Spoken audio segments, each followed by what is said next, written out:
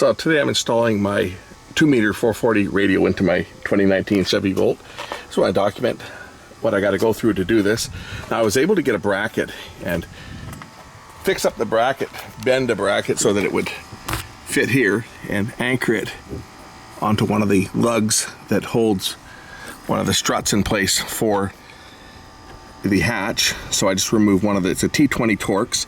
I just removed one of the screws and put a bracket on, and I put tape on the back side of here so that it won't scratch the paint, as you can see. I put my angle bracket on and screwed on my antenna. And now this clears the hatch quite nicely. When I close the hatch down, it does not make contact. As you can see, there's clearance here, so it doesn't touch it. Not much clearance, but there's enough. It's not making contact, so it's not going to scratch the paint. That was the first challenge, to do that. Now, finding a suitable place to mount the radio is another challenge. I could use this cubby here, although that's where I want to carry my travel charger. But under the floor,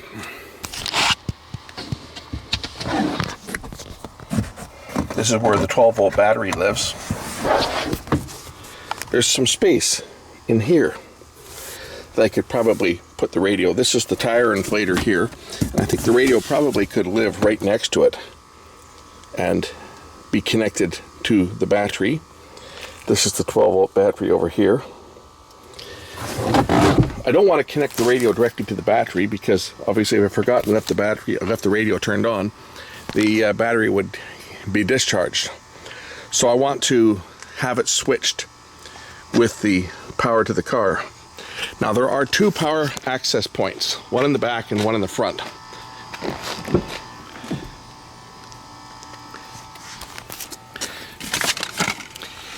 I've opened up the back one. It just comes off with clips. This is the cup holder, so you just pop this out. This is a switched power point, but as you can see, the wires here are not going to pass no 20 amps, which is what the radio is going to draw when it's transmitting. So there's no way I can connect the radio to these wires. What I need to do is I need to take a feed from these wires and use them to energize a relay, and then use the relay to turn on and off the power directly to the battery. So now let's go find a 12-volt relay, and we'll put a 12-volt relay coil onto these wires and then put that in the back and use that to control power from the battery for the radio. So I routed the antenna cable in under the weather stripping. I'm going to bring it in just here, and I can tuck it in behind and into here. Store the access cable down in here. The radio, as you can see, is going to fit quite nicely into this little cubby. So the radio will fit perfectly under the floor here. It's got forced air cooling, and there's enough space around here and into the base of the car to cool it adequately. I can just connect the antenna to there. I've got to get my power to this. I'm going to put a relay on with fuses ahead of it and control the relay from the auxiliary power that's switched. So things are looking good. It's got a nice place to hide this, and it'll be completely out of the way. I don't need to bolt it down or anything. It can just sit here and it'll fit underneath the floor quite nicely. I'll have to extend the microphone line, but I can use just a Cat 5 to do that, and bring it up front so I can put the microphone up front, get myself like about a 10-foot or 20-foot Cat 5 line, and just use that to extend the microphone wire. With a little bit of coaxing, got the wire right into the seam here between the door panels, or the trunk panels, so I can completely hide the wire like it. So I just pulled it by control wires. These are going to connect to the switched 12-volt output. They just tuck down in behind underneath the seat here, and underneath all the way along here, and then I can take them through between the seats here, push it underneath there,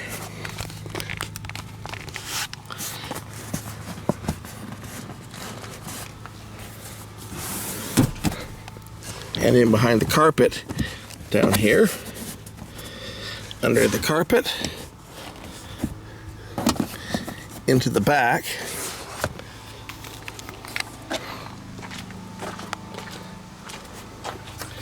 Now I have my two control wires here. these two wires will connect to a relay. I can store the relay down here. I'm just gonna like zap tie it to one of these to hold it in place. And then my power wire from the radio will be on the onto the relay. And I'll put the fused side, obviously, to the battery. So everything will be protected by fuses. So now, off to get a relay. I don't have one that's big enough for what I need, so I'm gonna have to go buy one. But I think I have everything else here. And then I can just, the control head wires, I'll just follow the same way, take them up front into the console, somehow up to the front of the car, find a place to put it. And same with the microphone. I just got myself a standard automotive 40 amp 12 volt relay. Look at the bottom here, contacts 87 or 85 and 86 are the power to the coil. So these two here are the controlled line. I'm just going to put it onto the positive lead of this ridiculously long cable. So we can put it anywhere here. I'm just going to split the positive and negative apart.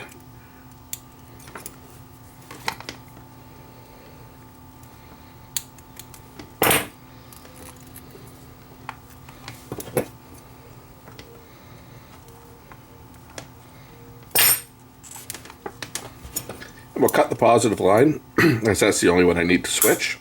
I'm going to put some heat shrink tubing on and solder it down to the number 87 and number 30 terminals, which are these ones. And then we'll go attach the other side in the car.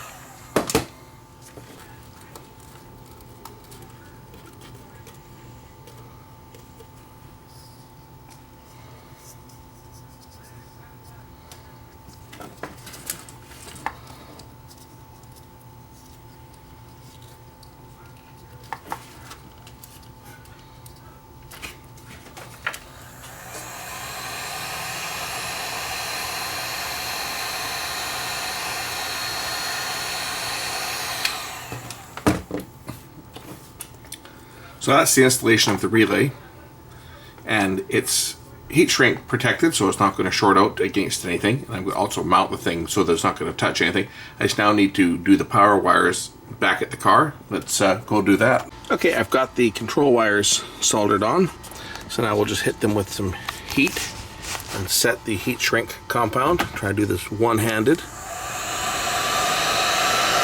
without burning myself too badly here.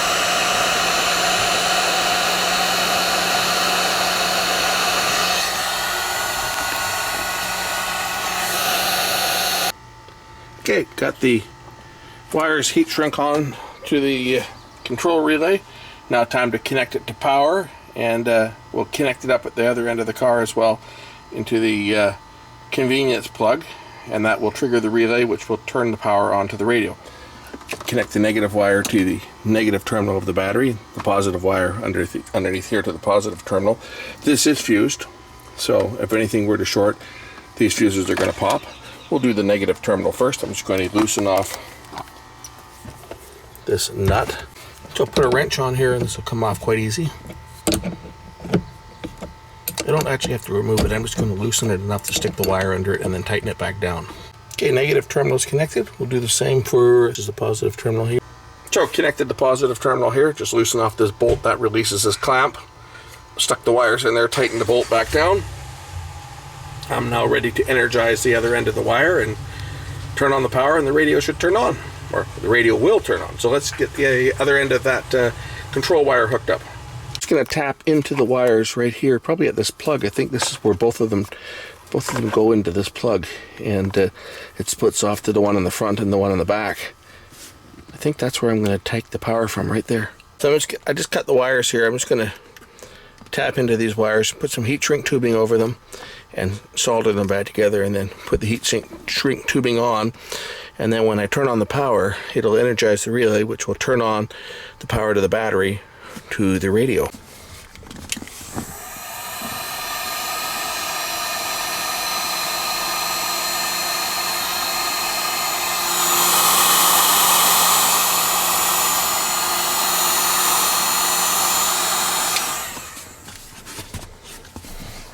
Okay, I got the power connected now. Turn on the power. I should be able to, there it is. The radio just came on.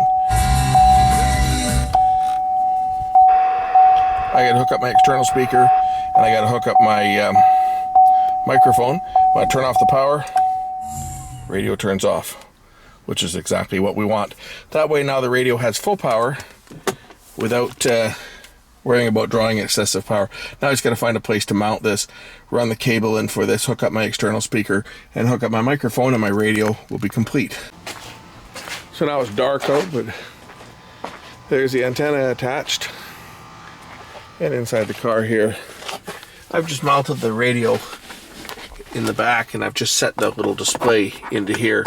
I'll find some place to attach. I actually don't even have to. It can just sit there. But I'm probably just going to stick some Velcro on the back of this and stick it down. Put some Velcro on the inside here and on the bottom edge of the display, and then this can sit in here just like that.